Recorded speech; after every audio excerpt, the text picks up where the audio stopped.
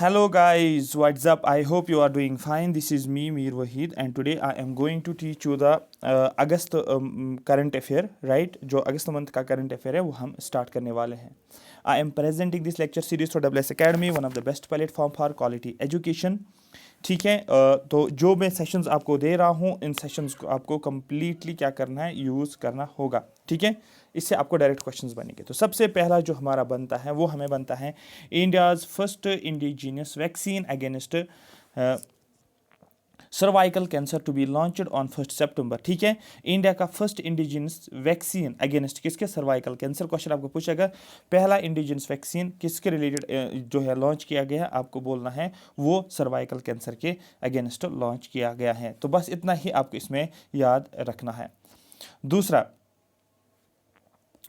जो most important हैं वो हम यहाँ पर देखेंगे. ठीक. Next Iraq. हाँ, इराक पॉलिटिकल क्राइसिस. इराक में पॉलिटिकल क्राइसिस चल रहे थे. Know who is Shia leader. ठीक है. Muqtada al Sadr and why he follows storm presidential palace. अब यहाँ पर देखो क्वेश्चन आपको पूछा जाएगा कि देखो क्वेश्चन कैसे बनेगा. आपको पूछा जाएगा इराक का कैपिटल क्या है, आपको बोलना बगदाद इसका कैपिटल है. बस इतना आपको, क्योंकि न्यूज़ अगर इराक है तो इराक का आपको थोड़ा सा पता होना चाहिए जो मैंने यहाँ पर आपको बताया. ठीक है. ये हो गए दो. अभी तक ये वन लाइनर है. जो जो स्टैटिक के साथ लिंक हो जाएगा वो बताऊंगा मैं. नासा का एक मिशन है जिसको बोलता है आर्टेमिस फर्स्ट मिशन. क्वेश्चन पूछेगा आर्टेमिस किसके रिलेटेड है, आपको बोलना मून मिशन है. और ये किसका मिशन है, आपको बोलना ये नासा का मिशन है. ठीक है. बहुत ज़्यादा इंपॉर्टेंट है, ये आपको याद रखना होगा. ठीक है. NASA had to put the historic lunar mission जिसको आर्टेमिस फर्स्ट, ल्यूनर का मतलब मून, याद रखना, मून मिशन जिसका आर्टेमिस फर्स्ट है, ये आपको याद रखना है. ठीक है. Because of leak of one of its 4 engine. इसके इंजन का नाम याद रखना है क्योंकि मैंने देखा था कि कभी कभार क्वेश्चंस ऐसे पूछे जाते हैं कि आर्टेमिस में कौन सा इंजन यूज़ किया गया. आपको बोलना RS-25. ठीक है. आर्टेमिस प्रोग्राम क्या है जानना ज़रूरी है. आर्टेमिस प्रोग्राम जो है is NASA's 21st moon exploration program. ये मून प्रोग्राम है, मून के रिलेटेड प्रोग्राम है, मून एक्सप्लोरेशन प्रोग्राम जिसको बोला जाता है. बस इतना ही इसमें आपको याद रखना है. और दूसरा इसका एम क्या है, the program is to being called the first flight of biology. पहली flight experienced which will also aim to land the first women and first person of colour on the moon later on. तो इससे, इस Artemis programme से moon पे पहली women को क्या किया जाएगा, लैंड करवाया जाएगा. थोड़ा सा जहन में आपको आना चाहिए, ऑटोमेटिकली क्वेश्चंस आपके ठीक हो जाएंगे. ये है 5 स्टार वाला क्वेश्चन. 5 स्टार वाला क्वेश्चन मतलब ये 110% आ जाएगा. Neeraj Chopra gift Tokyo gold medal winning javelin to Olympic museum. जो नीरज चोपड़ा ने टोक्यो में गोल्ड जीता था वो नीरज चोपड़ा ने किसको अब दिया है, वो दिया है इसने ओलंपिक म्यूजियम को दिया है. तो क्वेश्चन पूछा जाएगा कि टोक्यो में गोल्ड मेडल किसने लिया था, आपको बोलना टोक्यो ओलंपिक जो जापान में हुआ था नीरज चोपड़ा ने जीता था. और नीरज चोपड़ा ने वहाँ का गोल्ड, और ये किस में, आपको बोलना है जेवलिन थ्रो में जीता था. क्लियर हो गया. और इसके अलावा इसने एक और जीता है जिसको बोला जाता है, जो मैं आगे बताऊंगा. ठीक है. और एक जीता इसने डायमंड वाला प्राइज जीता है, वो मैं आगे बताऊंगा आपको. यही लिखा है Neeraj Chopra has gifted his gold medal winning javelin to the Olympic museum. कहाँ पर, स्विट्जरलैंड. क्वेश्चन आपका ये भी बनता है ओलंपिक का म्यूजियम कहाँ पर है, आपको बोलना है लुसेनी, स्विट्जरलैंड में ओलंपिक म्यूजियम आपको देखने को मिलेगा. ये बात हमेशा याद रखना. ठीक है. ये हो गया. देखो, after winning gold medal at Tokyo with 87.58 metre throw in his second attempt, Neeraj Chopra continued his good run at the Luceni Diamond League. ये इंपॉर्टेंट है, इस साल का ज़्यादा इंपॉर्टेंट यही बनता है. ल्यूसेनी डायमंड लीग किसने जीती है, आपको बोलना है ये नीरज चोपड़ा ने जीता है.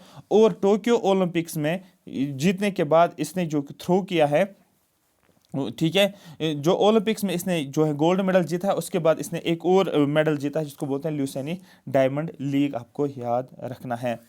उसके बाद Chopra emerged victorious at Luceni Diamond League with a searing throw. आप देखो 89.08 मीटर इसने कहां पर लगाया है, आपको बोलना है डायमंड लीग में इसने ये थ्रो लगाया। क्वेश्चन पूछेगा, रिसेंटली नीरज चोपड़ा ने एक मेडल जीता है जिसको बोलते हैं हम डायमंड लीग का मेडल, आप बोल सकते हो डायमंड लीग में टॉप के इसने कितना थ्रो लगाया इसने, आपको बोलना है 8908 मीटर लगाया।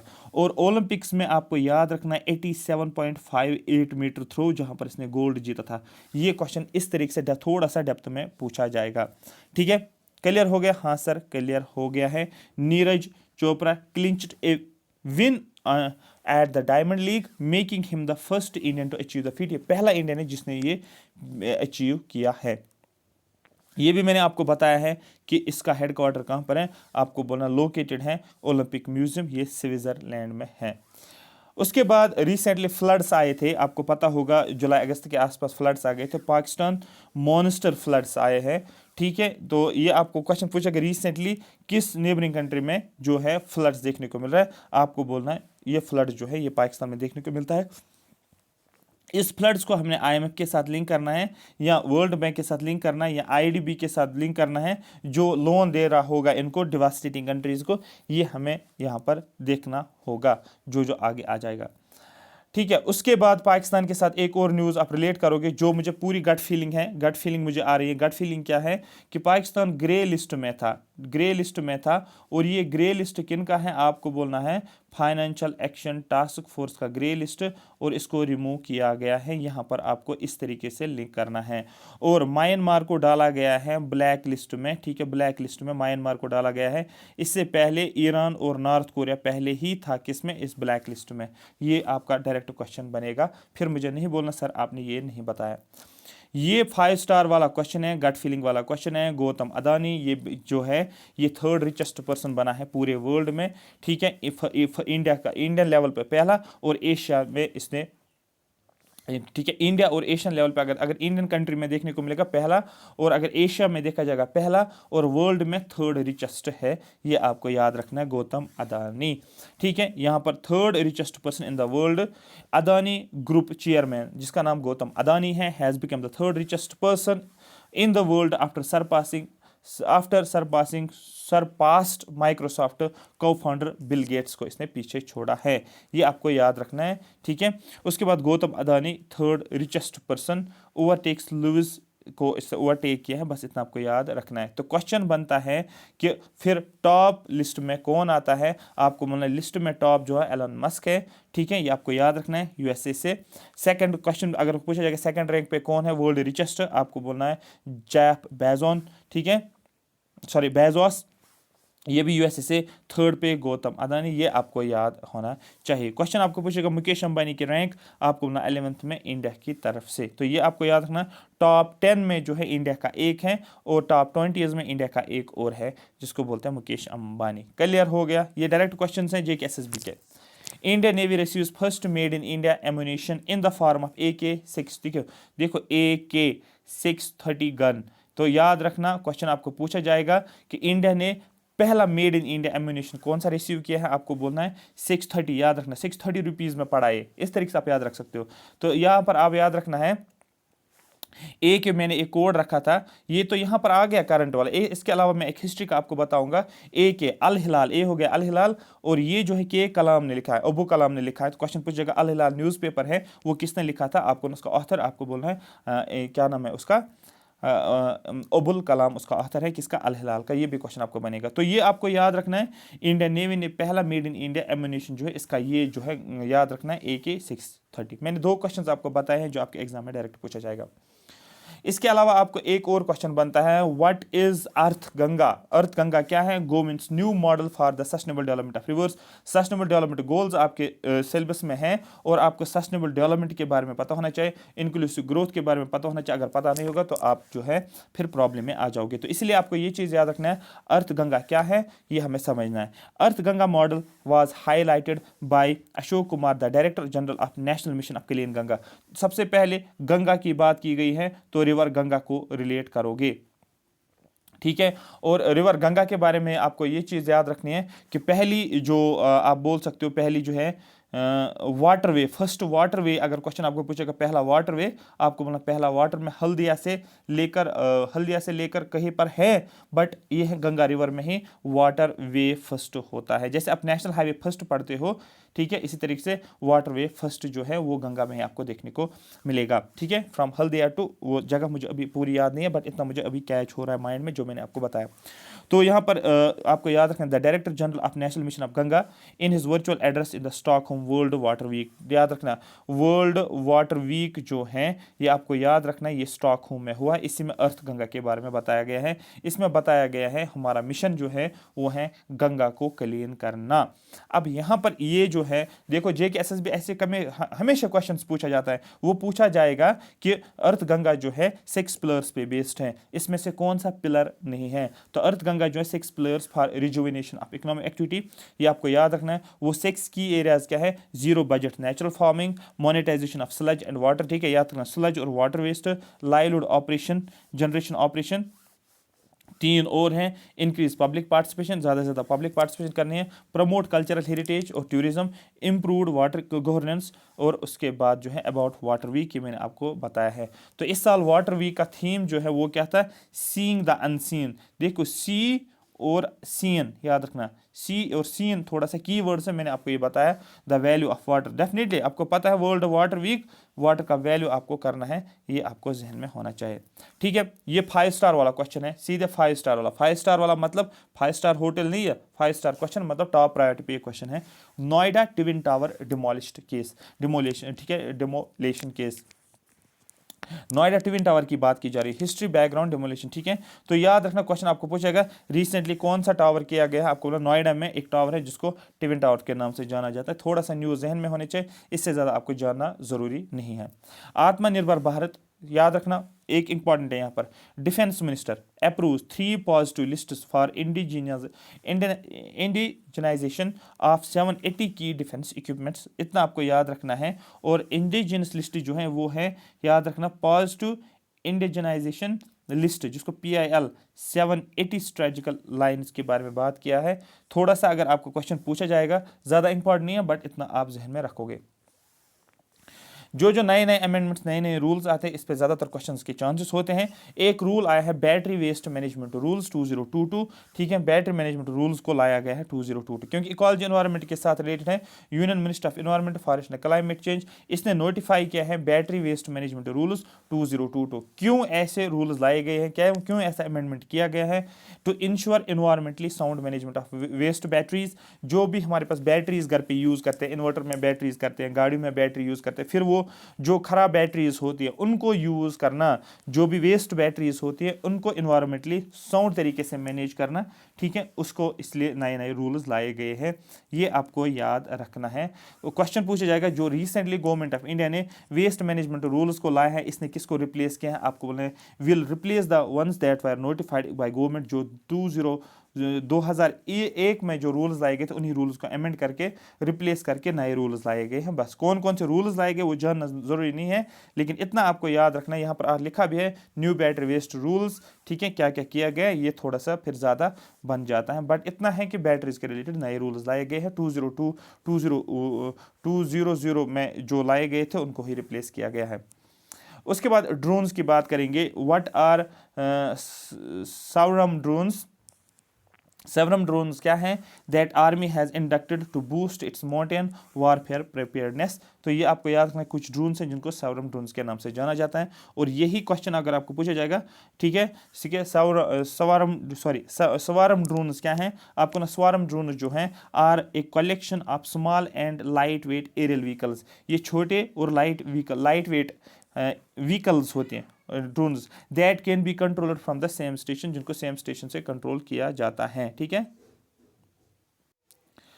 Next, Haridwar declared India's best aspirational district under NITI Aayog aspirational district programme. ये 5 स्टार लगा लो, 10 स्टार लगा लो। अगर इस PDF में कुछ नहीं पढ़ोगे, ये पढ़ना है पड़ेगा आपको। हरिद्वार जो है इसको डिक्लेयर किया गया है बेस्ट एस्पायरेशनल डिस्ट्रिक्ट। क्यों ये इंपॉर्टेंट बात है? क्योंकि ये नीति आयोग नीति आयोग के अंडर आता है। नीति आयोग एस्पायरेशनल डिस्ट्रिक्ट प्रोग्राम में हरिद्वार को डिक्लेयर किया गया है। और याद रखना नीति आयोग जो है, ठीक है, ये क्वेश्चन ऑलरेडी पूछा गया, एक एक्स्ट्रा कॉन्स्टिट्यूशनल बॉडी है, ना ये स्टैट्यूटरी है और ना ये कॉन्स्टिट्यूशनल है, ये क्या है, ये एक्स्ट्रा कॉन्स्टिट्यूशनल बॉडी है, आपको याद रखना। और इस नीति आयोग ने रिप्लेस किसको किया, आपको ना प्लानिंग कमीशन को कब किया है, 2015 में ये रिप्लेस किया गया है। तो बहुत ज़्यादा इंपॉर्टेंट है, डिफरेंस आपको नीति आयोग और प्लानिंग कमीशन के बारे में पता होना चाहिए, खासकर 15th प्लानिंग कमीशन पता होनी चाहिए, ठीक है।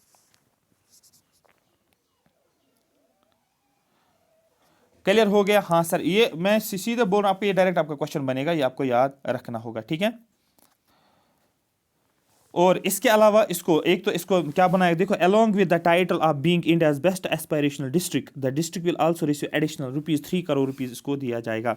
क्वेश्चन आपको स्कीम के रिलेटेड बनता है, क्वेश्चन क्या बनेगा, लॉन्च इन 2018, इसको इस एस्पिरेशनल डिस्ट्रिक्ट को नीति आयोग ने 2018 में लॉन्च किया है।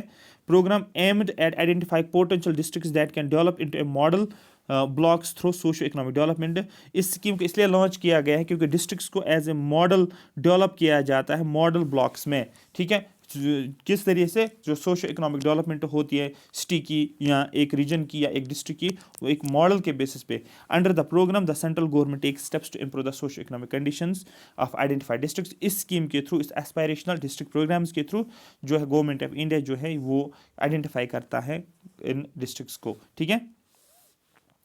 क्वेश्चन आपका बनेगा कि जो है नीति आयोग का जो एस्पिरेशनल डिस्ट्रिक्ट प्रोग्राम है जो नीति आयोग ने लॉन्च किया है, और इसमें बताया जाएगा कौन कौन से पैरामीटर्स लिए जाते हैं, ठीक है। जैसे कि HDI आप निकालते हैं, HDI के पैरामीटर्स देखने को मिलते हैं, और HDI 0 से 1 लेकर वैल्यू होता है HDI का 0 से 1, और 0 से 0.5, फिर 0.5 से 0.7, 0.7 से 0.8, फिर 0.8 से फिर 1 तक, ये अलग अलग कैटेगरीज होती है, हाई लो, ठीक है। तो इस तरीके से आपको वो भी पता होना चाहिए। The aspirational district program launched by NITI Aayog evaluates the performance of districts on the base of 5 key parameters. Question पूछेगा नीति आयोग का जो क्या बोलते हैं एस्पिरेशनल डिस्ट्रिक्ट प्रोग्राम है, कितने पैरामीटर्स लिए जाते हैं, आपको ना 5 parameters. These parameters measure the socio economic development of block, जो ब्लॉक होता है उसकी सोशो इकोनॉमिक डेवलपमेंट देखने को मिलता है। सबसे पहले हेल्थ एंड न्यूट्रिशन, दूसरा जो है देखो, एक आप करोगे हेल्थ के रिलेटेड देखा जाता है और लोगों की न्यूट्रिशन, दूसरा वो एजुकेटेड है या नहीं है, एग्रीकल्चर और वाटर रिसोर्स की बात की जा रही है, फाइनेंशियल इंक्लूजन आपके सिलेबस में है, याद रखना है, और इंफ्रास्ट्रक्चर को देखने को मिलता है। ये 5 क्राइटेरियाज लिए जाते हैं, फिर उसके बाद एक डिस्ट्रिक्ट को बोला जाता है कि ये एस्पिरेशनल डिस्ट्रिक्ट है। India's first night safari to come up in Kukrail forest area in Lucknow, 5 star वाला क्वेश्चन है। पहला जहां पर भी देखोगे आपको पूछेगा first night safari to come up in, पहली नाइट सफारी कहां पर, कुकरेल फॉरेस्ट एरिया में जो लखनऊ में आपको देखने को मिलेगा। तो यहां पर यूपी स्टेट, लखनऊ यूपी में UP state government has approved setting up of India's first night safari. कौन सी पहली नाइट सफारी पार्क, कहां पर, night safari park Kukrail forest area Lucknow में। Recently UP state cabinet gave its approval for establishing India's first night safari park in Lucknow Kukrail region. State cabinet approves shifting of 100 years old popular Lucknow zoological park to Kukrail. State government ने क्या किया है, shift किया है 100 साल old जो park थी, जिसको zoological park to Kukrail forest, ठीक है, जिसको लखनऊ जोलॉजिकल पार्क को किसमें, कुकरेल फॉरेस्ट में, ये आपको याद रखना है। सॉरी। अब यहां पर आप देखो Nawab Wajid Ali Shah zoological garden to be shift to, ये जो नवाब वाजिद अली शाह जोलॉजिकल गार्डन जो था जोलॉजिकल, ठीक है, इसको शिफ्ट कहां पर किया गया, आपको मतलब कुकरेल फॉरेस्ट में इसको शिफ्ट किया गया है। As per the project proposal the century old Nawab Wajid Ali Shah zoological garden which is popular known as Lucknow zoo. Question पूछा जाएगा लखनऊ जू किसको, क्योंकि न्यूज में है तो पता होना चाहिए। लखनऊ जू आपको बोलना है ये नवाब का नाम वाजिद, ठीक है, अली शाह को लिंक करना है, ठीक है। ये क्लियर हो गया आपको कि वाजिद अली शाह का जो नाम है जोलॉजिकल गार्डन, इसको लखनऊ जू के नाम से भी जाना जाता है, ठीक है। उसके बाद supreme court proceedings live streamed for first time. Question पूछा जाएगा, पॉलिटी के साथ आपका रिलेट हो रहा है कि सुप्रीम कोर्ट जो है इसने लाइव प्रोसीडिंग्स की हैं पहली बार, ठीक है। तो ये आपको याद रखना है कब किया है, ये हम देखेंगे आगे, बट सुप्रीम कोर्ट के रिलेटेड आपको जानना है। लाइव स्ट्रीमिंग जो है एज पर सितंबर 2018 ऑर्डर, सितंबर 2018 में गवर्नमेंट ऑफ सुप्रीम कोर्ट ने ऑर्डर निकाला था कि लाइव स्ट्रीमिंग करेंगे, तो यही लिखा है, the live streaming of supreme courts proceeding was done today in line with the apex courts of earlier decision which allowed the same 26 सितंबर 2018। 3 जज बेंच ने बताया है कि हमें सुप्रीम कोर्ट को ऑन यह लाइव स्ट्रीमिंग करनी चाहिए जो भी केसेस होते हैं। और जो ये 3 जज कमेटी जो थी, 3 जज मेंबर्स, उसमें कौन था आपको बोलना है। उस टाइम चीफ जस्टिस जो था दीपक मिश्रा, बहुत ज़्यादा इंपॉर्टेंट है, ये आपको याद होना चाहिए, ठीक है, ये इंपॉर्टेंट है इसमें, ठीक है। और DY चंद्रचूड, ये आपको याद रखना, और एट प्रेजेंट चंद्रचूड ही क्या है, ये आपको याद रखना है, ये चीफ जस्टिस है। यहाँ पर आर्टिकल 21 लिखा है, आपको आर्टिकल 21 के बारे में पता होना चाहिए। In order the apex court declared live telecast of court proceedings part of right to access justice. याद रखना, right to access justice, justice को आप बताओगे सर ये हैं किसके साथ, आर्टिकल 21 के साथ। इसी तरीके से आपको बोला जाता है एसोसिएशंस बनाना, आर्टिकल 19 के अंदर, right to move anywhere in throughout India, right to move anywhere throughout India, article 19 के ही अंदर आता है। तो ये आर्टिकल, हर एक आर्टिकल आपको पता होना चाहिए। The committee also finalised guidelines to regulate live streaming of court proceedings in India. इस कमिटी ने ही डिसाइड किया कि लाइव स्ट्रीमिंग करनी है कहाँ पर, जो भी कोर्ट की प्रोसीडिंग्स होंगी। Currently at present 6 high courts live streaming, ठीक है, यूट्यूब पे 6 हाई कोर्ट्स जो लाइव स्ट्रीमिंग करते हैं, ये आपको याद रखना है। क्वेश्चन पूछा जाएगा रिसेंटली कितने हाई कोर्ट्स ने लाइव स्ट्रीमिंग की, आपको बोलना है 6, या पूछा जाएगा ऐसा कौन सा हाई कोर्ट है जिसमें लाइव स्ट्रीमिंग हो रही है, इन 6 में से दिया होगा। आपको गुजरात लिखना है, आपको उड़ीसा पता होना चाहिए, आपको कर्नाटक पता होना चाहिए, आपको झारखंड पता होना चाहिए, आपको पटना पता होना चाहिए, आपको MP पता होना चाहिए। देखो, गुजरात की बात करोगे और MP की बात करोगे, ठीक है, और झारखंड की बात करोगे, इनमें क्या हो रहा है आप बताओगे, इनमें ड्रॉप कप कैंसर भी पास होता है, इस तरीके से आप बता सकते हो। सॉरी, ड्रॉप कप, हाँ, ड्रॉप कप कैंसर ही पास होता है। एक और स्कीम है जिसको बोलते हैं हम one nation one fertiliser scheme, launched by government. One nation one fertiliser scheme government ने लॉन्च की है। ये मैंने आपको पहले भी बताया था, और ब्रांड नाम जो लिखा गया है वो ब्रांड नाम रखा गया है भारत का नाम, ये मैंने पहले वीडियो में भी आपको बताया हुआ है, ठीक है। तो इसका एम क्या है, the new scheme is aimed at bringing about uniformity in fertiliser brands. जितने भी फर्टिलाइजर के ब्रांड्स हैं उन सभी ब्रांड्स में यूनिफॉर्मिटी लानी है थ्रू आउट कंट्री, और उन सभी ब्रांड्स को एक सिंगल ब्रांड नाम से जाना जाएगा, उनको भारत के नाम से जाना जाएगा, ठीक है। उसके बाद आपका एक और है जिसको याद रखना आपको, हाँ बस इसको यहाँ पर इसी को रोको, आगे देखेंगे। फॉर्मर जर्मन चांसलर, ठीक है, Angela Merkel wins UNESCO peace prize. देखो, एक होता है नोबल प्राइज, अगर आपने वो लेक्चर नहीं देखा, मैंने ऑलरेडी अपलोड किया है, डिटेल में बताया है मैंने, एक क्वेश्चन आपका बनेगा। Nobel prize. दूसरा होता है यूनेस्को का प्राइज, UNESCO, यूनेस्को का प्राइस। लेकिन यूनेस्को का पीस प्राइस मिला किसको है, आपको बोलना है मार्कल, एंजेला मार्कल को मिला है। क्वेश्चन पूछ जाएगा कहाँ से, आपको बोलना है जर्मन से या जर्मनी से आपको बोलना है। ये 2022 बहुत इंपॉर्टेंट है, 5 स्टार वाला है। अगर आप प्राइसेस पढ़ के जाते हो किसको कौन सा अवार्ड कौन सा प्राइस, तो ये आपको पहली प्रायोरिटी होनी चाहिए इसका, और नोबल प्राइस भी आपको पहली प्रायोरिटी में रखना होगा। आगे चलेंगे, एक सेकंड।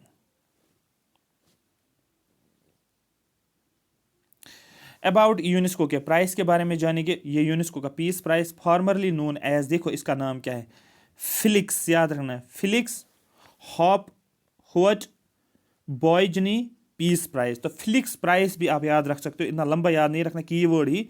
यूनेस्को पीस प्राइस का पहला नाम जो था, इसको बोला जाता है फिलिक्स प्राइस के नाम से जाना जाता था। The UNESCO peace prize was constituted in 1989। 1989 में कॉन्स्टिट्यूट किया गया है यूएन के चार्टर के हिसाब से और यूएन के कॉन्स्टिट्यूशन के हिसाब से। रशिया यूक्रेन वार, इंडिया वोट्स अगेंस्ट रशिया, बहुत ज़्यादा इंपॉर्टेंट है, ये बहुत ज़्यादा इंपॉर्टेंट बनता है। इंडिया का स्टैंड क्या है रशिया यूक्रेन में, आपको बोलना है। रशिया यूक्रेन वार के टाइम पे इंडिया ने वोट किया अगेंस्ट रशिया, कहाँ पर, United nation security council. United nation security council के 15 मेंबर्स हैं, और इसमें से 10 परमानेंट नॉन परमानेंट हैं और 5 परमानेंट हैं, और इंडिया जो है वो नॉन परमानेंट मेंबर में देखने को मिलता है। बाकी 5 जो हैं वो यहाँ पर आपको देखने को मिलेंगे परमानेंट। यहाँ पर आपको देखना है इंडिया क्या है, currently a non permanent member. ये ऑलरेडी क्वेश्चन पूछा भी गया है और आज भी पूछेगा आपको। ये 2022 से लेकर 2023 2021 से लेकर 2021 से लेकर 2023 तक रहेगा, 2 साल के लिए। तो यही है, India currently is a non permanent member under United nation security council for 2 साल टर्म के लिए। तो याद रखना 2 साल टर्म के लिए पर नॉन परमानेंट मेंबर रखा जाता है और ये इस साल जो है दिसंबर तक रहेगा, ठीक है, क्योंकि अब जो 2022 खत्म होने वाला है, ये आपको याद रखना है।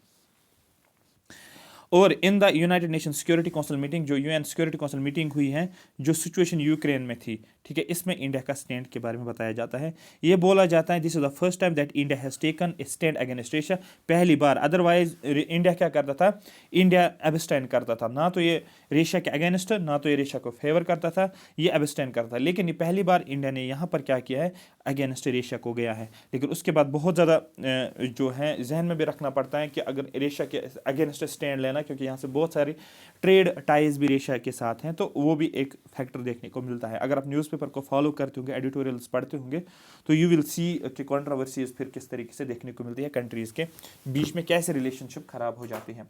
बट यहाँ पर इंडिया ने अगेंस्ट स्टेटमेंट लिया है, तो ये आपको याद होना चाहिए, ठीक है। During any of the earlier engagements of Ukraine in United Nations Security Council, India has abstained from taking a stand against Russia। ठीक है, तो रशिया ने abstain करता था, ये कोई स्टैंड रशिया के अगेंस्ट नहीं ले पा रहा था। बट इस टाइम पे इंडिया ने रशिया के अगेंस्ट स्टैंड लिया है, ठीक है। अब यहाँ पर हमें ज़्यादातर क्या देखना है, आपको पता है यूनाइटेड नेशंस ऑर्गेनाइजेशन के कितने प्रिंसिपल ऑर्गन्स है, आपको बोलना 6 प्रिंसिपल ऑर्गन्स है। उसमें क्या क्या है आपको बोलना है, जनरल असेंबली की बात करेंगे, आपको पता है सिक्योरिटी काउंसिल की बात करेंगे, ठीक है। तो ये सारी चीज़ें, तो सिक्योरिटी काउंसिल को ही हम देखेंगे। यहाँ पर आपको ये चीज़ याद रखना है, यूनाइटेड नेशन सिक्योरिटी काउंसिल के कितने मेंबर्स हैं। तो सबसे पहले सर कितने हैं, मैं बोलता हूँ सर 15 है, उसमें से 5 और 10 को मैं डिवाइड करूँगा, परमानेंट 5 होते हैं। तो ये क्वेश्चन यहाँ से आपको डायरेक्ट बनेगा, इस चीज़ को आप लाइटली नहीं लोगे, ये हॉट टॉपिक है एसएसबी का कभी ये इन क्वेश्चन पे वापस आ जाता है। Russia, China, UK, United kingdom, France, short में RCU²F आपको याद रखना है, ठीक है, या RFCU², ठीक है, रशियन फुटबॉल क्लब, और ये यूक्रेन लिखा, देखो आर हो गया रशिया, यू हो गया यूक्रेन, और ये अब यहाँ पर यू से यूक्रेन नहीं करना आपको, एक तो यूनाइटेड स्टेट्स जिसको यूएसए बोलते हैं, यूनाइटेड किंगडम, फ्रांस, चाइना और रशिया, और बाकी नॉन परमानेंट्स में आप देखोगे अपना इंडिया जो है, यहाँ पर आपको याद रखना है। थोड़ा सा जहन में डालूंगा मैं आपको, यूएई भी इसमें है, थोड़ा सा आपको पता ना जी, ब्राज़ील भी, जी गिबन और घाना, एयरलैंड, कीनिया, मैक्सिको और नॉर्वे। क्लियर हो गया, ये आपको समझ आना चाहिए। एससीओ की बात करेंगे, शंघाई कॉर्पोरेशन ऑर्गेनाइजेशन, बहुत ज़्यादा इंपॉर्टेंट है, इसका हेडक्वार्टर आपको पता होना चाहिए, चाइना में इसका हेडक्वार्टर है। एससीओ डिफेंस मिनिस्टर्स मीटिंग 2022, अगर डिफेंस के रिलेटेड आपको पता है डिफेंस मिनिस्टर कौन है इंडिया का, आपको पता है वो है राजनाथ सिंह। तो यही लिखा है meeting 2022 highlights from defence minister Rajnath Singh visit. तो इसने शंघाई कॉर्पोरेशन ऑर्गेनाइजेशन जो है विजिट किया है। Union defence minister Rajnath Singh attended SCO. Question पूछा जाएगा, जो एससीओ डिफेंस मिनिस्ट्रियल मीटिंग हुई है, इसमें प्राइम मिनिस्टर नरेंद्र मोदी ने, फाइनेंस मिनिस्टर ने, डिफेंस मिनिस्टर ने या होम मिनिस्टर ने ज्वाइन किया, आपको बोलना डिफेंस मिनिस्टर ने attended SCO defence ministers meeting. और क्वेश्चन बनता है 2022 डिफेंस मिनिस्टर्स मीटिंग कहाँ पर है, आपको बोलना है ताशकेंत। ये कहाँ पर है, आपको बोलना उज़्बेकिस्तान में। ताश खेलते हो ना आप, ठीक है, ताश, तो याद रखना आपको TASH ताश, और इसको लिंक करना है किसके साथ, उज़्मा याद रख सकते हो, ठीक है, उज़्मा, ताश और उज़्मा याद रख सकते हो, तो आपको समझ आएगा ताशकंद कहाँ पर, उज़्बेकिस्तान में, ठीक है। तो इस तरीके से आपको ये चीज़ पता होनी चाहिए। एससीओ के बारे में एक क्वेश्चन आपका 110% होगा। मैं यहाँ से बोल रहा हूँ क्वेश्चन कहाँ से आएगा, एससीओ का मतलब Shanghai corporation organisation. Shanghai corporation organisation जो है वाज लेड एज शंघाई 5, पहली 5 कंट्रीज, और कब 1996 में, इससे मुझे याद आया 1997 में जब कीटो प्रोटोकॉल आया, इसको इस्टेब्लिश किया गया है। और दूसरा आपको याद है कीटो प्रोटोकॉल जब आया उसको फोर्स में लाया गया 2005 में, ये आपको याद होना चाहिए। तो 1996 की अगर बात करेंगे, यहाँ पर क्या होता है, as a mutual security agreement between China, Kazakhstan, Kyrgyzstan, Russia और तजाकिस्तान। जितने भी तान हैं उन तो सभी तान को मिलाकर, जैसे किर्गिस्तान, कजाकिस्तान और तजाकिस्तान, देखो के ए याद रखना है, के वाई याद रखना है और टी ए याद रखना है, ठीक है। काक या ता याद रख सकते हो, कजाकिस्तान, किर्गिस्तान और तजाकिस्तान। और फिर आपको पता है चाइना में है तो चाइना होगा ही, और इसके साथ रशिया भी आप याद रखोगे। ये हो गए पहले 5। अब क्या इंडिया और पाकिस्तान है इसमें, ये इंपॉर्टेंट बनता है। इन जून 2001 में क्या हुआ है, the heads of the states of Shanghai 5 met with Uzbekistan, ठीक है, announce to formation of Shanghai corporation organisation. फिर क्या हुआ 2001 में, क्या हुआ, जो भी हेड्स थे इन पायो शंघाई 5 के, ये किसके साथ मिले, उज्बेकिस्तान के साथ मिले, और उन्होंने फिर नाम दिया है 2001 में इसको Shanghai corporation organisation. Currently SCO के कितने मेंबर्स हैं, आपको बोलना सर 9 है, टिक करना है। इंक्लूडिंग ईरान भी है, which was granted full membership states in 21 summit. Iran को स्टेटस दिया गया है, फुल मेंबरशिप दी गई। इंडिया और पाकिस्तान ने 2015 में ज्वाइन किया है। ये एक इंपॉर्टेंट साइन है, इंडिया पाकिस्तान साथ में है, चाइना तो हो गया है, और बाकी आपको याद रखना है 5, ठीक है। कजाकिस्तान, किर्गिस्तान, तजाकिस्तान, और एक क्या है आपको उज्बेकिस्तान याद रखना है, ठीक है। तो कोड अगर याद रखना आपको बोलना के कज के ता और उज़्मा भी आप याद रख सकते। ये हो गए 1 2 3 4। रेश आपको पता है चाइना, इंडिया, पाकिस्तान याद रखना है, ठीक है। यहाँ पर आप देखो ये आपका क्लियर हो गया, और मैंने ईरान भी बताया, तो याद रखना ईरान के साथ। तो प्रेजेंटली 9 है, और इंडिया और पाकिस्तान ने ज्वाइन किया है एससीओ एज ऑब्जर्वर्स 2015 में, लेकिन 2017 में इनको फुल मेंबरशिप दी गई है। क्वेश्चन बनेगा इंडिया और पाकिस्तान एससीओ के मेंबर्स हैं, आपको बोलना बिल्कुल इंडिया भी है, पाकिस्तान भी है, और इनको जो है फुल मेंबरशिप कब दी गई है, आपको बोलना है 2017 में। तो 2015 में इनको फिर क्या दिया गया, आपको बोलना है एक ऑब्जर्वर स्टेटस के नाम से जाना जाता है, ठीक है। क्लियर हो गया, ये आप देख सकते हो यहाँ पर। और लास्ट में ईरान आप याद रखोगे 21 में आपको याद रखना है। क्वेश्चन पूछेगा लास्ट में, सबसे लास्ट में किस कंट्री को एज ए फुल मेंबर दिया गया, आपको बोलना है वो है ईरान। पहले ये कितने थे, पहले ये 5 थे, ये वाले, ठीक है। फिर 2001 में किसको लिया गया है, आपको उज्बेकिस्तान। और फिर आपको याद रखना है इंडिया की अगर बात करेंगे 2017 में, पाकिस्तान की बात करें 2017 में, और ईरान की लेटेस्ट 2021। ये आपका डायरेक्ट क्वेश्चन बनेगा, ईरान का डायरेक्ट क्वेश्चन है। ईरान का इस बार 2022 एग्जाम में 100% क्वेश्चन है आपका ईरान के ऊपर, ये 110%। ये मुझे पूरी गट फीलिंग आ रही है, अगर एससीओ को छेड़ा जाएगा, एससीओ को आपको सीधे बोलना है सर ईरान में जाना है। India's first composite indoor shooting range inaugurate in INS Karanj, ठीक है। INS Karanj gets composite indoor shooting range, India's first composite indoor shooting range, इसको इनॉग्रेट किया गया आईएनएस, कहां पर करना, ये आपको याद रखना है। The shooting range has been equipped with advanced target system with associated control software. बस इतना आपको थोड़ा सा इसमें इतना ही चाहिए, जहां ज़रूरत होती है वहां इंपॉर्टेंट है। ट्रांसजेंडर्स बहुत ज़्यादा इंपॉर्टेंट है, आपको स्कीम्स के बारे में पढ़ना होता, आपने पढ़ा होगा प्रधानमंत्री जन आरोग्य योजना 2018 में आया है, और इसी को आपको याद रखना आयुष्मान भारत के नाम से भी जानते हो, ये आपको याद रखना है। हर फैमिली को एक पर फैमिली को 5 लाख दिया जाता है इंश्योरेंस कवर, लेकिन कौन सा इंश्योरेंस, हेल्थ इंश्योरेंस कवरेज दी जाती है।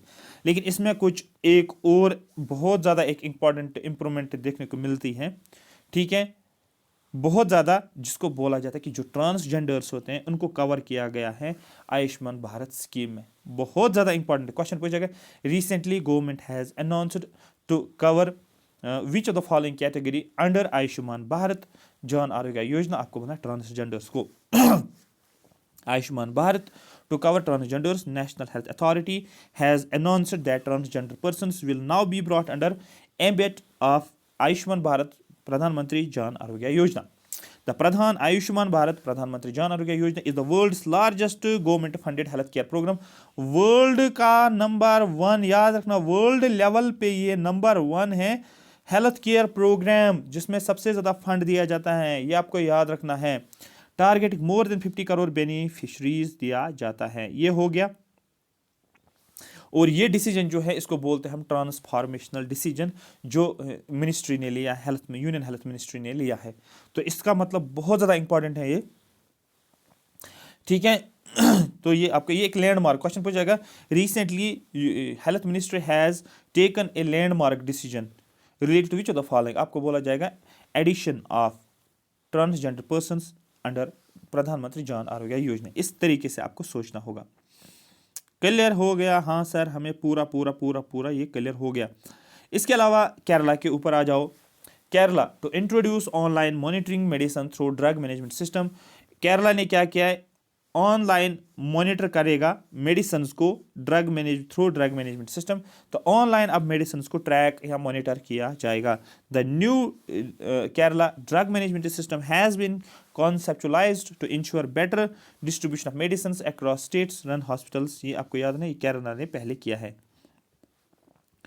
दूसरा, गवर्नमेंट अमेंड सुप्रीम कोर्ट जज सर्विस रूल्स, बहुत ज़्यादा इंपॉर्टेंट है। ये आपका पॉलिटी का करंट अफेयर बनता है, करंट अफेयर बनता है सुप्रीम कोर्ट। तो सुप्रीम कोर्ट के साथ याद रखना आर्टिकल 32, हाई कोर्ट के साथ याद रखना आर्टिकल 2 to 6 क्वेश्चन पूछा जाता है रिट्स के रिलेटेड, और इसको कॉन्स्टिट्यूशनल रेमेडीज के नाम से भी जाना जाता है। Heart and soul of Indian constitution, B.R. Ambedkar ने इसको बोला है। ठीक है, इसमें 5 रिट्स का याद रखना है। Habeas corpus, to have a body, mandamus याद रखना आपको ड्यूटी के रिलेटेड। ठीक है, या उसके बाद को वारंटो, सर्श्योरारी। ठीक है, कॉश किसको बोला जाता है ये पता होना चाहिए आपको। ठीक है, अब यहाँ पर क्वेश्चन है गवर्नमेंट अमेंड्स सुप्रीम कोर्ट जज सर्विस रूल्स। जो सुप्रीम कोर्ट जज का जो सर्विस रूल्स हैं, गवर्नमेंट के पास पावर है, पार्लियामेंट के पास पावर है that they can amend it, right? Central government revised the Supreme Court judges salary and condition of service act। जो सैलरी या कंडीशन ऑफ सर्विस एक्ट 1958 का था, उसको अमेंड किया गया। ठीक है, and added more benefits for retired जजेस ऑफ द एपेक्स कोर्ट। जो एपेक्स कोर्ट के रिटायर्ड जजेस होते हैं उनको क्या किया गया है, जैसे कि सुप्रीम कोर्ट के जो जज होते हैं उन जज को क्या किया जाएगा, उनको एडिशनल बेनिफिट्स दिए जाएंगे। क्या क्या बेनिफिट्स है थोड़ा सा जानेंगे, क्या क्या किया गया है। The minister of law and justice issued an official notification to share the amendment provisions of supreme court जज rules under the banner of supreme court जज अमेंडमेंट रूल्स 2022। ठीक है, the current chief justice of India इस time जो chief justice that is NV Ramana, और अभी NV Ramana नहीं है, आपको पता है अभी चंद्राचूड है, ये आपको याद रखना है। ठीक है, चंद्रा का याद रखना है। Who डिमिट्स office on Friday will be the first जज to enjoy this benefits. Question बहुत ज़्यादा इंपॉर्टेंट है। बोला जाएगा recently central government has revised supreme court judgement salaries and condition service act, which the following जज will take benefit out from it, which of the following जज will be the first chief justice. आपको बोलना है NV Ramana याद रखना, NV Ramana का नाम याद रखना, ये बहुत ज़्यादा इंपॉर्टेंट है। उसके बाद आगे चलते हैं। Prime minister Narendra Modi inaugurates Asia's biggest private multi specialist hospital in Faridabad. Question पूछा जाएगा, एशिया का सबसे बड़ा प्राइवेट मल्टी स्पेशलिटी, ठीक है, हॉस्पिटल कहाँ पर, आपको बोलना है फरीदाबाद। ये बहुत ज़्यादा इंपॉर्टेंट है जो आपके एग्जाम में है। तो यहाँ पर prime minister Narendra Modi inaugurate Asia's biggest private hospital. उस प्राइवेट हॉस्पिटल का नाम क्या है, अमृता, याद रखना, अमृता हॉस्पिटल फरीदाबाद में। ये बहुत ज़्यादा इंपॉर्टेंट है, पूछा जाएगा। फरीदाबाद याद रखो। टमाटो फीवर, अरे ये वो टमाटो फीवर नहीं है कि जो आप टमाटो खाते हो तो आपको फीवर हो जाता है। ठीक है, what centres advisory says about tomato flu. ये एक्चुअली टमाटो फ्लू है जिससे फीवर होता है। इसके प्रिवेंशन और काजेज हैं, ये आपका साइंस टेक के साथ रिलेटेड है, साइंस के साथ। ये डिजीज़ के साथ आपके हैं, viral disease, protozoan disease, bacterial disease. ठीक है, ये सभी आपको पता होने चाहिए। तो टमाटो फीवर के बारे में आपको पूछा जाएगा। The central government advisory issued to state, the central government advisory issued to states is about hand foot and mouth disease. आपने पढ़ा होगा hand foot and mouth disease, news में था, which is commonly known as tomato और tomato fever. Question पूछा जाएगा hand foot, हाथ और पैर, और mouth, hand foot and mouth disease, इसी को बोला जाता है। इसी को टमाटो फीवर से बोलो या आप इसको टमाटो फ्लू से भी नाम दे सकते हो। बस ये क्वेश्चन आपका बनता है। The advisory further mention that although the tomato flu virus, ये वायरल डिजीज है, shows symptoms similar to other in viral infection, जैसे कि फीवर होता है, फिटीग होती है, बॉडी में एक होती है, स्किन में रैशेज आते हैं, इसके सिम्टम्स सिमिलरली देखने को मिलते हैं। The virus is not at all related to कोविड-19, ये कोविड-19 के साथ रिलेट नहीं है, जो कोविड-19 का वायरस है SARS-CoV-2 जो है उसके साथ रिलेटेड नहीं है, या मंकी पॉक्स को रिलेट नहीं करता, डेंगू को रिलेट नहीं करता, और चिकनगुनिया को रिलेट नहीं करता है, ये भी आपको पता होना चाहिए। उसके बाद Antim Panghal becomes India's first ever U20 world wrestling champion. World का देखो, इंडिया का पहला U20 रेसलिंग चैंपियनशिप का नाम आपको बोलना है, पंघाल का नाम याद रखना है, या एंटम का नाम याद रखना है, ठीक है। यहाँ लिखा है Panghal the world's U2 under twenty world wrestling championship, 17 year old है और रेसलर हरियाणा से है। इसने एक हिस्ट्री क्रिएट की है, 5 स्टार वाला क्वेश्चन है, हिस्ट्री जब क्रिएट की है तो 5 स्टार वाला। Been crowned as India's first, ये इंडिया का पहला बना, क्या, first ever U20 world wrestling champion, India का पहला वर्ल्ड रेसलिंग चैंपियन बना है अंडर-20 के अंदर। कंग्रेचुलेशंस टू हिम, इसके रिलेटेड कंग्रेचुलेशंस की गई है, कंग्रेचुलेशंस टू हर, ठीक है, हाँ गर्ल है। Congratulations to Antim Panghal for creating history, इसने हिस्ट्री क्रिएट की and becoming the first Indian girl, पहली Indian girl to win gold medal. देखो कितना अच्छा किया इसने, इतना कंपटीशन होता है इन लेवल्स पे, और ये जो है अपने डेडिकेशन के साथ, हार्ड वर्क के साथ इसने जो है गोल्ड मेडल लेकर आए हैं। Did you understand? Yes sir, हमें क्लियर हो गया है। India successfully test fires Indian navy VLSR missile, ठीक है। तो इंडिया ने टेस्ट किया है VLSR मिसाइल सिस्टम, इंडिया ने टेस्ट किया है, सक्सेसफुली टेस्ट किया है। थोड़ा सा अगर जहन में होगा तो क्लिक हो जाएगा दिमाग में। ये 5 स्टार वाला क्वेश्चन है। India's first commercial space situational awareness observatory to be set up in Garhwal Uttarakhand, बहुत ज्यादा याद रखना है आपको। उत्तराखंड इंडिया का पहला कमर्शियल, देखो स्पेस के साथ कमर्शियल याद करना है, कमर्शियल कॉमन स्पेस, मुझे कॉमन स्पेस चाहिए यार, आपको सीधे आएगा कमर्शियल स्पेस। और कहाँ पर, मुझे उत्तर में चाहिए, उत्तर में मुझे कॉमन स्पेस चाहिए, आपको सीधे समझ आ जाएगा। ये वन लाइनर से जो डायरेक्ट आपको बनेगा। उसके बाद यहाँ पर एक स्पीशीज जो है इकोलॉजी एनवायरनमेंट के साथ रिलेट है, जिसका नाम है मिनोप्टेरस, ठीक है, मिनोप्टेरस फिलिप्सी, याद रखना, Miniopterus phillipsi, new species of long fingered bats, ये बैट कैटेगरी में आता है, और इसकी फिंगर्स लंबी फिंगर्स हैं, ये इसके फिंगर्स ऐसे हैं। इसको डिस्कवर किया गया है इंडिया और श्रीलंका में, याद रखना है।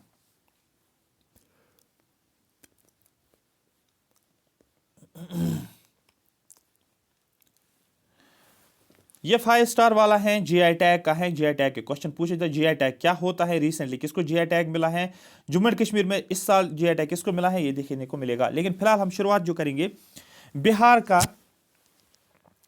मिथाली, ठीक है, मिथिला मक्खन, ठीक है, बिहार का मक्खन रिसीव्स GI टैग नून, ठीक है, GI टैग मिला है। आपको GI टैग के बारे में पता होना चाहिए, तो बहुत ज्यादा इंपॉर्टेंट है। यूनियन गवर्नमेंट ने अवार्ड किया है GI टैग किसको, बिहार का मिथिला मक्खन, बिहार का मक्खन आपको याद रखना है। BI होता है बाई, आपका बाई जो है आपको मिठाई, MIT हो गया, मिठाई लिख सकते हो, और मक्खन क्यों दिया है आपको, तो याद रखना आपको बिहार। उसको फॉक्स नट के नाम से भी जाना जाता है, क्वेश्चन पूछा जाएगा। रिसेंटली बिहार में किस में अवार्ड दिया गया GI टैग, आपको बोलना है फॉक्स नट को भी बोल सकते हो आप। लेकिन स्टैटिक पोर्शन यहाँ क्लियर होता है।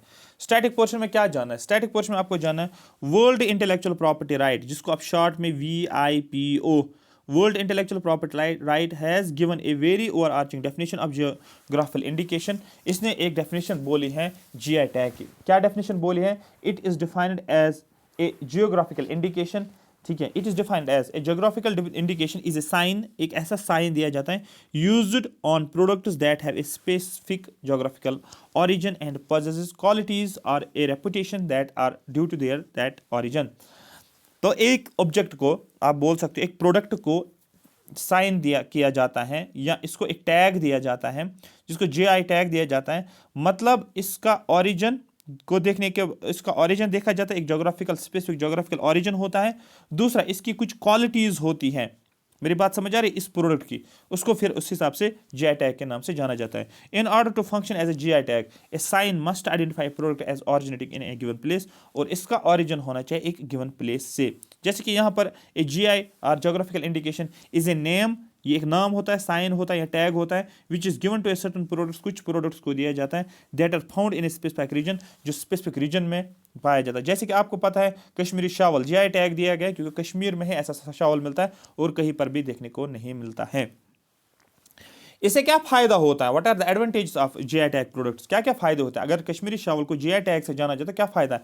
एक्सक्लूसिव प्रोडक्शन, सिर्फ वही जगह पर, उसी जगह पर उसकी प्रोडक्शन की जाएगी और वही साफ प्रोडक्ट होता है, और इसके सेलिंग राइट सिर्फ इसी जगह को होती है और इसी प्रोडक्ट की सेलिंग होती है, और कहीं पर इस चीज़ को नहीं बेचा जाएगा या ये प्रोड्यूस नहीं किया जाएगा। लीगल प्रोटेक्शन दिया जाता है। लेकिन हमें क्या पढ़ना है करंट के साथ? 2022 में किसको मिला है, तो ये आपको याद रखना है, ठीक है। यहां पर इंपॉर्टेंट है, बहुत ज्यादा इंपॉर्टेंट है, कश्मीर वॉलनट वुड कार्विंग, इसको जीआई टैग दिया गया है, ये यहां पर आपको लिंक करना है, ठीक है। सबसे पहले आपको ये चीज याद रखनी है। पहला प्रोडक्ट जिसको जीआई टैग दिया गया सबसे पहले, according to the reports, Darjeeling tea was the first product to receive a geographical indication tag 2004 में। दार्जिलिंग टी जो आपको पता है आसाम में, इसको सबसे पहले 2004 में जीआई टैग दिया गया। उसके बाद बाकी प्रोडक्ट्स को आहिस्ता आहिस्ता मिलने लगा।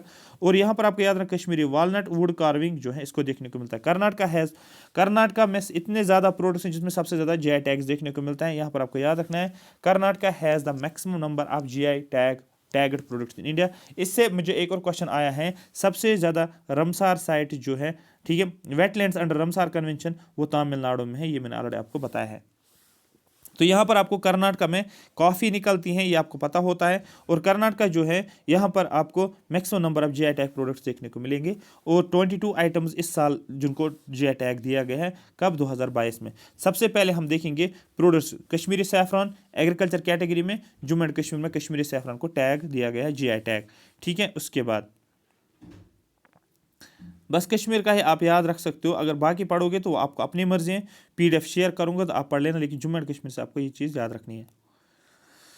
उसके बाद एक और है जिसको बोलते हैं India's first indigenously developed hydrogen fuel cell bus. India की पहली जो इंडिया में ही डेवलप किया है, जिसको हाइड्रोजन फ्यूल बस के नाम से जाना जाता है, ठीक है। ये आपको याद रखना है, बहुत ज़्यादा इंपॉर्टेंट है, बहुत ज़्यादा इंपॉर्टेंट है। ये लिखा है, ठीक है, the hydrogen fuel cell bus has developed by KPIT CSIR in Pune के अंदर इसको डेवलप किया गया, and is being termed as the India's first truly indigenous developed hydrogen fuel cell car, ठीक है। एक बस बनाई गई है जो हाइड्रोजन फ्यूल सेल्स के ऊपर चलेगा, ये आपको पता होना चाहिए। और ये किस मिशन के थ्रू हो गया? नेशनल ग्रीन हाइड्रोजन मिशन के थ्रू हो गया है, ठीक है। नेक्स्ट हम देखेंगे यूपीआई पेमेंट्स के बारे में, ठीक है, ठीक है। जो ये जो होती है, ये पेमेंट जो होती है, यूपीआई जो होती है, ठीक है। तो ये आपको पता होना चाहिए, इसके बारे में हम जाने कि आरबीआई का क्या कहना है, नेफ्टी की फुल फॉर्म पता होनी चाहिए, IMPS की फुल फॉर्म पता होनी चाहिए। ये क्वेश्चन डायरेक्टली बनता है। आपको पता है पिछले JKPSI में जो 27 मार्च को हुआ था, उसमें आपको एक क्वेश्चन बना था किसके ऊपर, जो आरबीआई के ही रिलेटेड था एक क्वेश्चन, जो कि वो ठीक है, एक ये बनाया गया था, एक ऑर्गेनाइजेशन बनाई जाती है जो NPS को क्या करता है, उनको हैंडल करता है, NPS को रिड्यूस करता है, ठीक है। वो हम बाद में देखेंगे, बट अभी इस करंट के ऊपर काम करेंगे। तो ये मैं आपको नेक्स्ट लेक्चर में आई होप जो है प्रोवाइड करूँगा, ठीक है। Thank you so much for watching me.